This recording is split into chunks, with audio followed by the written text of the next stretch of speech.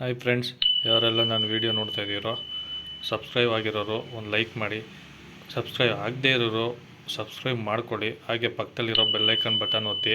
ಹಾಗೆ ವೀಡಿಯೋ ನೋಡಿ ಒಂದು ಸಲ ಟ್ರೈ ಮಾಡಿ ಹೇಗಿತ್ತು ಅಂತ ನನಗೆ ಕಮೆಂಟ್ ಮಾಡಿ. ಅಡ್ಲಕಾಯಿ ಸಾಂಬಾರು ಅಂದರೆ ಪಡವಲಕಾಯಿ ಸಾಂಬಾರು ಮಾಡೋಕ್ಕೆ ಏನೇನು ಬೇಕು ಅಂತ ಐಟಮ್ ರೆಡಿ ಮಾಡಿ ಇಟ್ಕೊಂಡಿದ್ದೀನಿ. ಏನೇನು ಬೇಕು ಅಂತ ನೋಡಿ. ಅವರೆಕಾಳು ಹುರ್ಕೊಂಡಿದ್ದೀನಿ, 3 ಸ್ಪೂನ್ ಧನಿಯಾ ಪುಡಿ ತೊಗೊಂಡಿದ್ದೀನಿ, ಒಂದು ಸ್ಪೂನು ಖಾರದ ಪುಡಿ ತೊಗೊಂಡಿದ್ದೀನಿ, ಒಂದು ಚಿಟಿಕೆ ಅರಿಶಿನ ತೊಗೊಂಡಿದ್ದೀನಿ, ಶುಂಠಿ ತೊಗೊಂಡಿದ್ದೀನಿ ಒಂದು 2 ಪೀಸು, ಚಕ್ಕೆ ತೊಗೊಂಡಿದ್ದೀನಿ 2 ಪೀಸು, 2 ಪೀಸ್ ಲವಂಗ ತೊಗೊಂಡಿದ್ದೀನಿ, ಸ್ವಲ್ಪ ಜೀರಿಗೆ ತೊಗೊಂಡಿದ್ದೀನಿ, 2 ಏಲಕ್ಕಿ ತೊಗೊಂಡಿದ್ದೀನಿ, ಮತ್ತು 1 ಗೆಡ್ಡೆ ಬೆಳ್ಳುಳ್ಳಿ ತೊಗೊಂಡಿದ್ದೀನಿ, ಚಿಕ್ಕದು 2 ಗೆಡ್ಡೆ ಈರುಳ್ಳಿ ತೊಗೊಂಡಿದ್ದೀನಿ, ಮತ್ತು ಒಂದೇ ಒಂದು ಚಿಕ್ಕದು ಟೊಮೊಟೊ ತೊಗೊಂಡಿದ್ದೀನಿ. ಟೊಮೊಟೊ ಟೇಸ್ಟ್ಗೆ ಹಾಕಬೇಕು. ಮತ್ತು ಹುರ್ಗಡ್ಲೆ ತೊಗೊಂಡಿದ್ದೀನಿ, ಸ್ವಲ್ಪ ಕೊತ್ತಂಬರಿ ಸೊಪ್ಪು ತೊಗೊಂಡಿದ್ದೀನಿ, ಮತ್ತು ಪುದೀನ ತೊಗೊಂಡಿದ್ದೀನಿ, ಒಂದು ಅಡ್ಲಕಾಯಿ ತೊಗೊಂಡಿದ್ದೀನಿ. ಅಂದರೆ ನಮ್ಮ ಕಡೆ ಎಲ್ಲ ಅಡ್ಲಕಾಯಿ ಅಂತೀವಿ, ಪಡವಲಕಾಯಿ ಇದು ಒಂದು ತೊಗೊಂಡಿದ್ದೀನಿ. ಯಾಕೆ ಅಂದರೆ ಕಟ್ ಮಾಡಬೇಕು, ಇದು ಹಂಗೆ ಇಟ್ಟಿದ್ದೀನಿ, ಕಟ್ ಮಾಡಿದ್ರೆ ಇದಾಗೋದು. ಆಮೇಲೆ ಸಣ್ಣಗೆ ಕಟ್ ಮಾಡ್ಕೊತೀನಿ. ಸ್ವಲ್ಪ ಕಾಯಿ ತುರಿ ತೊಗೊಂಡಿದ್ದೀನಿ. ಇಷ್ಟು ಹಾಕ್ಕೊಂಡು ಪಡವಲಕಾಯಿ ಸಾರು ಮಾಡೋದು ಹೇಗೆ ಅಂತ ನಾನು ಹೇಳ್ತೀನಿ. ಇದನ್ನೆಲ್ಲ ಹಾಕ್ಕೊಂಡು ರುಬ್ಕೊಳ್ಳೋಂಥ ಮಸಾಲೆ ರೆಡಿ ಮಾಡ್ಕೊಳ್ಳೋಣ. ಮಿಕ್ಸಿಗೆ ರುಬ್ಬೋಕೆ ಹಾಕೋತಾ ಇದ್ದೀನಿ, ತೋರಿಸಿದ್ನಲ್ಲ ಆವಾಗಲೇ. ಅದನ್ನು ಈರುಳ್ಳಿ ಹಾಕೋತಾ ಇದ್ದೀನಿ,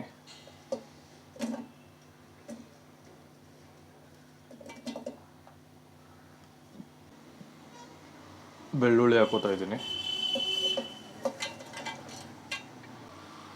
ಹೀಗೆ ಹಾಗೆ ತೋರಿಸಿರೋ ಐಟಮ್ ಎಲ್ಲ ಹಾಕೊಂಡು ರುಬ್ಕೋತೀನಿ. ಪುದೀನ, ಟೊಮೊಟೊ, ಕೊತ್ತಂಬರಿ ಸೊಪ್ಪು, ಶುಂಠಿ, ಏಲಕ್ಕಿ, ಲವಂಗ, ಚಕ್ಕೆ, ಜೀರಿಗೆ, ಕಡಲೆ, ಕಾಯಿ ತುರಿ,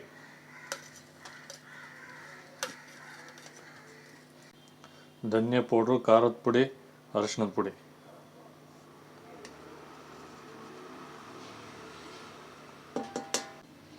ಒಂದು ಸ್ವಲ್ಪ ನೀರು.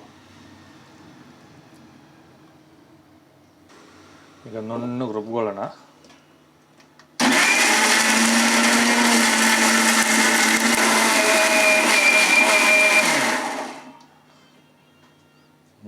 ನುಣ್ಣಗೆ ರುಬ್ಕೊಂಡಿದ್ದೀನಿ. ಸ್ವಲ್ಪ ಎಣ್ಣೆ ಹಾಕೋತೀನಿ. ಎಣ್ಣೆ ಕಾಯ್ದಿದೆ. ಒಂದು 6ರಿಂದ 7 ಗೆಡ್ಡೆ ಬೆಳ್ಳುಳ್ಳಿ ಜಜ್ಕೊಂಡಿದ್ದೀನಿ, ಹಾಕೋತಾ ಇದ್ದೀನಿ. ಅದ್ರ ಜೊತೆಗೆ ಒಂದು ಚಿಕ್ಕದೊಂದು ಗೆಡ್ಡೆ ಈರುಳ್ಳಿ ಉದ್ದುದ್ದಾಗಿ ಹಚ್ಕೊಂಡಿದ್ದೀನಿ, ಅದನ್ನು ಹಾಕೋತಾ ಇದ್ದೀನಿ.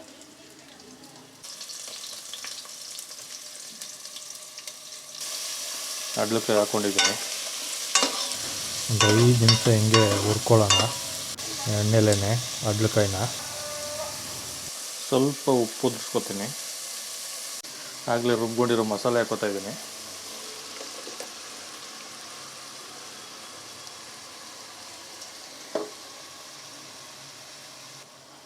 ಮಸಾಲೆ ನೀರು,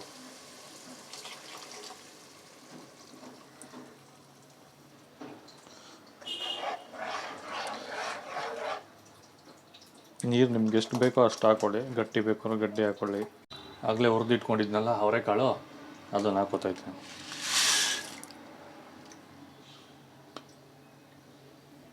ಮತ್ತು ನೀರು ಹಾಕ್ಕೊಂಡ್ಮೇಲೆ ಎಷ್ಟು ಬೇಕೋ ಅಷ್ಟು ಉಪ್ಪು ಹಾಕ್ಕೊಳ್ಳಿ. ಆವಾಗಲೇ ಅಡ್ಲಕಾಯಿಗೆ ಮಾತ್ರ ಹಾಕ್ಕೊಂಡಿದ್ದೆ.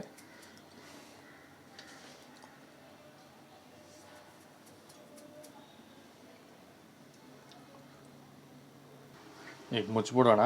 ಒಂದು 2 ಮಳ್ಳಿ ಅವರೆಕಾಳು, ಬಡ್ಲಕಾಯಿ, ಖಾರ ಎಲ್ಲ ಬೇಯ್ತದೆ.